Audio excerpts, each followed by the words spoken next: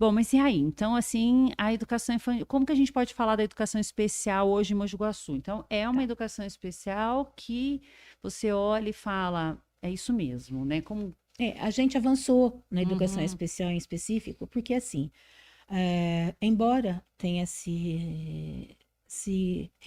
ratificado a política de 2009, a forma de atender as salas de recurso no contraturno, que o aluno sai do horário, vai para o contraturno, né? A gente percebeu nesse longo, já tem aí algumas discussões ao longo dessa caminhada, inclusive em Mogi Guaçu com as meninas, que muitas delas ainda são aquelas que você conheceu, né?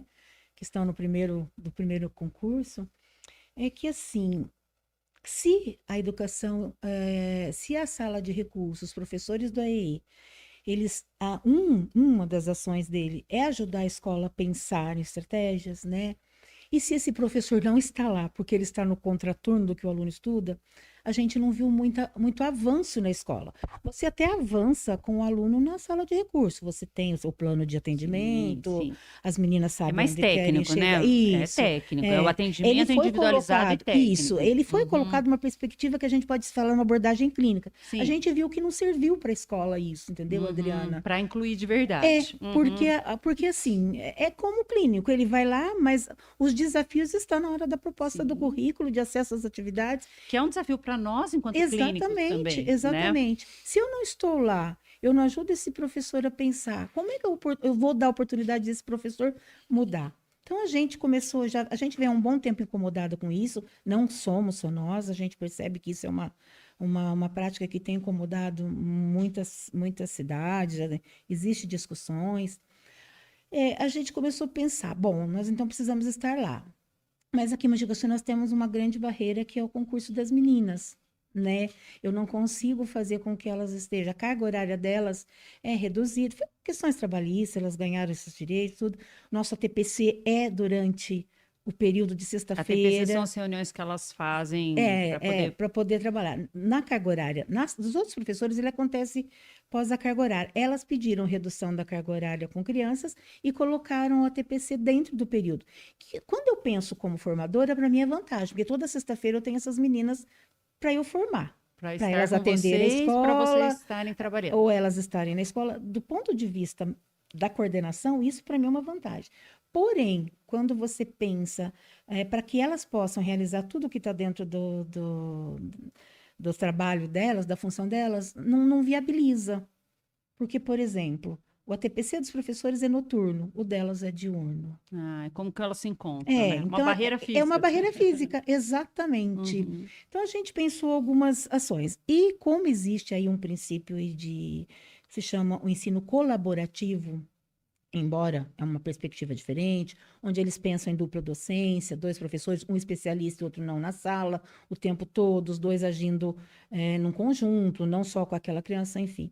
A gente pensou em fazer meio que um bem bolado, porque Adaptando. já existe na política educacional um trabalho de itinerância, que a gente, você pode montar salas de recurso no contraturno ou ter um itinerante, ou seja, ter um profissional que Vá até as vá às escolas. escolas. Embora a perspectiva era outra, era focada no aluno, a gente começou a ensaiar isso em Mogi Guaçu esse ano, tá? Então, hoje a gente Isso é novo, tá novo, começando, tá novo, nascendo ali. novo. A Aham. gente ainda está como projeto, porque ele tem que ser avaliado, né? E a gente tem algumas escolas que eu já não vou me lembrar quantas professoras, eu não sei se são 8 ou se são 10, tá? Uhum. Mas eu tenho um grupo que percorre algumas escolas da educação infantil e algumas escolas do Fundamental. E a gente optou por começar principalmente pelo Fundamental 2 no Fundamental. Por quê? Porque o grande desafio do Fundamental 2, Adriana, é exatamente chegar nesse professor que trabalha de 50 em Sim. 50 minutos, o adolescente que se tiver comigo desde da brinquedoteca, ele já não quer mais ir, ele não aceita mais adaptação, então ele desiste, é uma desistência grande, uma resistência grande do adolescente, falando, poxa, vamos começar por aí, né, para a Sim, gente sim. ter aí né? E aí não dá para também desconsiderar, né, todas as questões próprias do desenvolvimento do próprio período, né, Valéria? Os Sim, desafios, porque a gente sim. percebe isso. Não, há uma dificuldade no Fundamental 2, né, com a equipe de Fundamental 2, não só para trabalhar com as crianças atípicas, mas inclusive para compreender a própria clientela que eles exato, atendem ali, né? exatamente. Então, A própria dinâmica, né? exatamente, o trabalho tem que ser, assim, é árduo, né? É Eu falo que o árduo, é trabalho de árduo. Fundamental 2 e médio é um trabalho árduo. Até porque, na própria formação deles, Adriana, não é oportunizado a eles essa questão Sim, de entender como o outro aprende. sim, Ele é sim, muito, né, muito técnico, muito ali, muito sim, voltado para conteúdo, né? sim, Embora a BNCC se propõe uma nova abordagem, mas ainda se cai nisso, sim, né? sim, né? Então a gente É, pensou, a pontinha do iceberg é o que aparece, é né, mais ou Valéria? menos. Mas tem muita coisa ainda que precisa ser E a revista, né? educação infantil, Adriana, porque não fazia muito sentido para a gente a educação ir num contraturno. Porque, assim, a abordagem tem que ser No no contexto. contexto. Uhum. À exceção daqueles que precisam de um recurso muito Sim, por específico. exemplo, uma fono, uma Isso, ou no psicóloga. caso um braille mesmo, Sim, sim, aprender libras, sim. uma estimulação cognitiva que a gente não consiga Uma dar na psicopedagoga sala, ali, mais que são as especialista. professoras de Sim, recursos. Sem ser esses casos, a gente achou, poxa, vale a pena a gente estar lá, né? Então a gente priorizou essas duas pontas, tá? Embora em alguns casos nós temos também atendendo no Fundamental 1, sim, uhum, tá? Mas a nossa grande abordagem, o nosso grande foco seriam os dois públicos. Então, assim, esse ano a gente está com esse projeto em Mogi Guaçu. Final do ano a gente vai avaliar se isso teve impacto, se não teve impacto, para a gente que é saber. uma parte do processo extremamente importante, né?